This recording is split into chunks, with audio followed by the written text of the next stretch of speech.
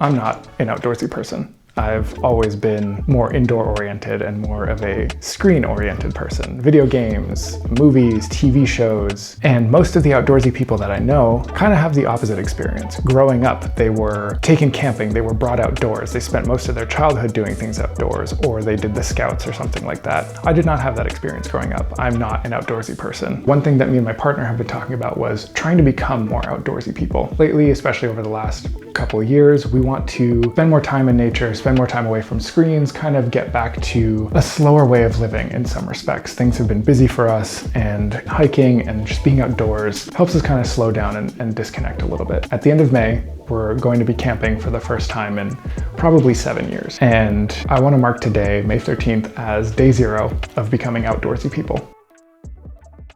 First order of business, buying Paracord. Seems like every outdoorsy person lives by this stuff, and it's pretty affordable, so it felt like a no-brainer to pick some up.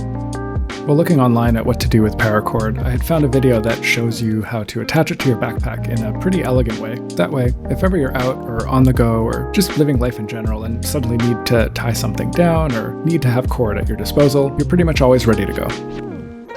The process was pretty straightforward, maybe just a bit repetitive, but once it clicks, you can get into a flow. Not too terrible for my first ever attempt at building a paracord braid on a backpack, gotta say.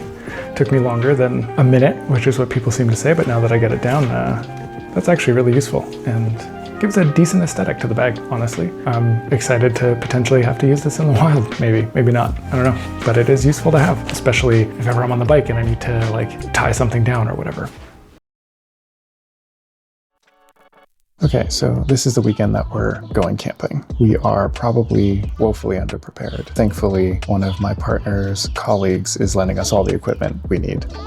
Tent, sleeping bags, sleeping mats, pots, pans, basically everything we need. The only thing we're supplying is paracord, food, coffee making equipment, and it is just us two. So we're basically going to have to rely on a bunch of YouTube videos and things like that beforehand, or even while we're there for setting things up and making this a good experience. It is potentially going to rain this weekend, and I kind of have an expectation that it'll go about as well as it has for us in the past, which means we're going to have not so great of a time and probably be pretty uncomfortable, sleep like ass. But I actually think that's part of the fun of it. We are going into it with a different mentality than we have in the past, where I think in the past when we've tried to go camping, we've thought about it a bit more utopically, where it'll be an incredible experience for us and we're going to connect with nature and it'll be a fun time outdoors, and there is always something that gets in the way of that and makes us uncomfortable. But I think this time around we're going into it with the mindset that it will be uncomfortable, but that's why we need to do it, to break free from the comforts of everyday life that we have right now and to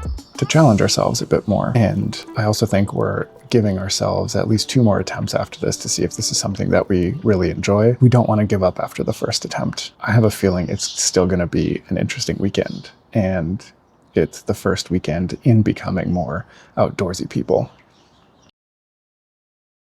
It's the morning of day 1 of camping, and we have everything packed up. We also decided to bring along some of these because we are in a non-service lot, which means we don't have water or electricity on it. So we'll need to be carrying water back to the campsite. And I think that is a good idea to have one of those. So now we have to stop and get groceries for while we're cooking, and then load up and we're ready to go.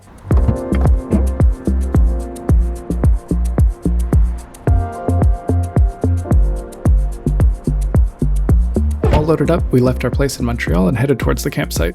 But we had to make a stop in Il Perrot first. My mom, being the awesome person that she is, made us some homemade pirate cookies. If you don't know what those are, they're basically peanut butter sandwich cookies, and they're incredible. Loaded with delicious cookies, we continued our way towards the campsite in South Glengarry, Ontario. It was pretty wet and rainy when we got there, and because of that, I really didn't think about filming setting up the tent. I was just so focused on getting shelter set up in case it started to rain even harder. With the tent set up, we set off towards the entrance to pick up some wood and some water. It also gave us the opportunity to explore the campgrounds a little bit more. While we were walking around, it became extremely clear that everyone here was a season pass holder. All the lots were just RVs, and most of them had homemade docks or purchased lawn furniture and signs saying welcome home.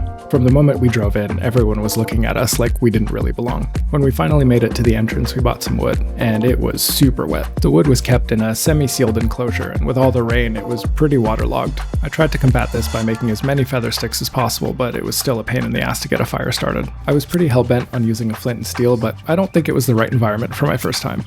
All I did was spend about 20 minutes just bashing my hand against the wood and using up all of my flint rod. I eventually gave up and switched to a lighter and some quick start fuel that we had brought. I won't lie, I did feel pretty defeated in the moment, but honestly it doesn't compare to what happened next. Est-ce que vous pouvez user? Yeah, we could. Yeah, you're good? I'm like, Yeah. do they speak French or No, English? we're Sorry, guys. All good, thank you. All right, enjoy. Appreciate that. Hopefully I'll get it started for you guys. You're Thanks. welcome. Thank you. Failure. With the help of our new friends, we were able to get a fire started and going. And with that, I wanted to set up a clothesline so that I could attempt to dry off my jacket a little bit, but it was mainly an excuse to use a knot that I had been practicing earlier in the week. The clothesline itself didn't end up being very successful, but I was able to use a taut line hitch, so ultimately I ended up still being pretty happy. Now that we were settled and camp was set up, we started prepping dinner, which was going to be a pasta primavera that we had seen online. Sadly though, as we were in the middle of prepping, it started to rain again, so we took a quick break and headed inside the tent for some shelter. After the rain had passed, we set up our shitty little camp stove, and the water was never able to reach a boil.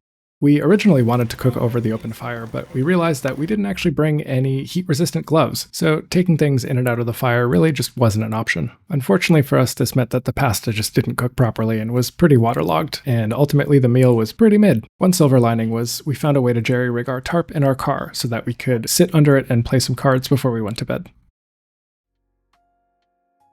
It is 6:20 in the morning.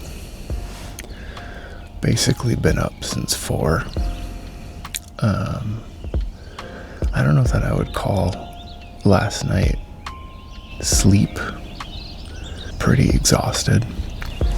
Basically woke up every hour or two to turn around because my hips just kept getting sore. Can't sleep on my back because then I stop breathing. So I have no choice but to sleep on my side or stomach. Doing that in a tent on a ultralight air mattress. Not fun. Definitely hurts the hips. Today's gonna be slow. And it was also very cold. We took the lighter of the 2 sleeping bags that were offered to us, and that may have been a mistake for the weather that we ended up having. I don't exactly know what it was overnight, but couldn't have been higher than 5 or 6 degrees Celsius. I will say, the stuff surrounding the sleeping part has been fun, and I don't hate sleeping in a tent, but the sleeping on hard floor mixed with being very cold did not make for a restful night. So anyway, I'm gonna start boiling some water because I want some decaf coffee this morning.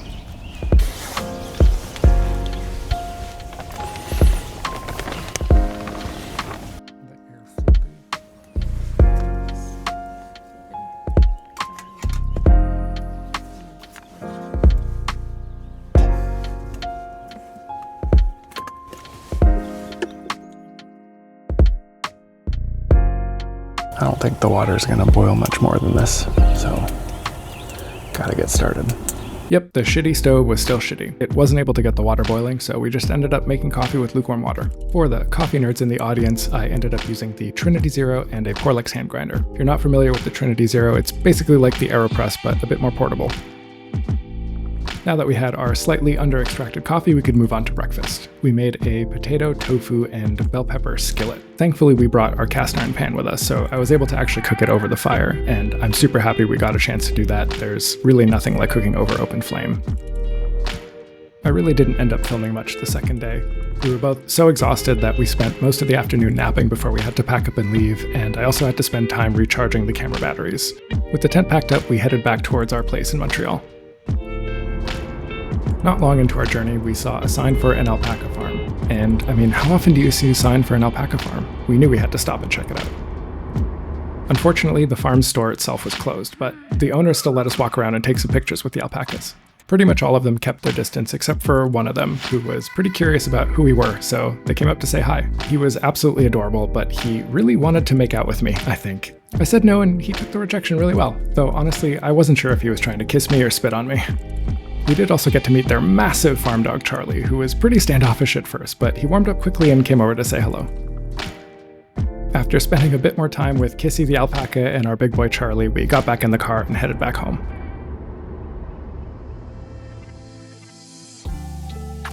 So it's the weekend after we came back from camping, and looking back on it, I had a pretty good time overall. I think the biggest pain point was sleep, and that has been my experience in the past with camping every single time. Sleep is pretty much, bar none, horrible.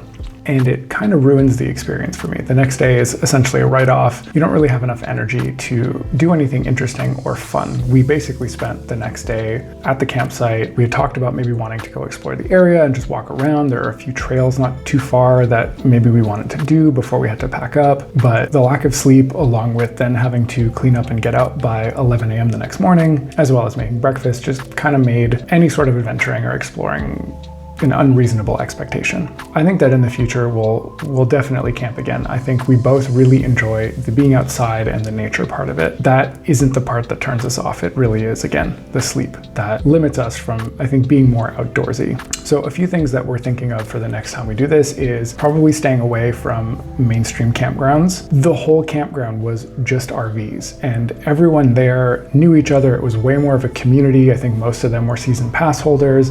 It wasn't really a place that had people just kind of like come in, stay, and leave for a night. That wasn't the vibe at all. I think the next time we'll try and find something a bit more backcountry and less front country, and something that is a little more removed from other individuals, just to have a bit more of a quiet experience. Figuring out sleep is the next big thing that we need to fix for this to become a more regular occurrence for us, and something that is more enjoyable for us as well. One thing that we would look into potentially is the Haven tent hammock system. I think those might potentially be some of the first purchases we make for outdoorsiness, I guess, or for camping specifically.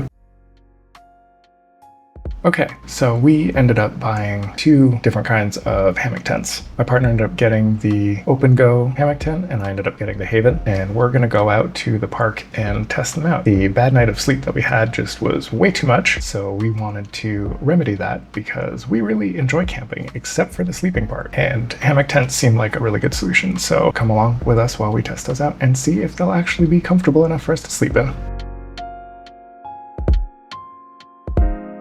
Okay, tent successfully set up. A little bit more of a learning curve than anticipated, but we got it.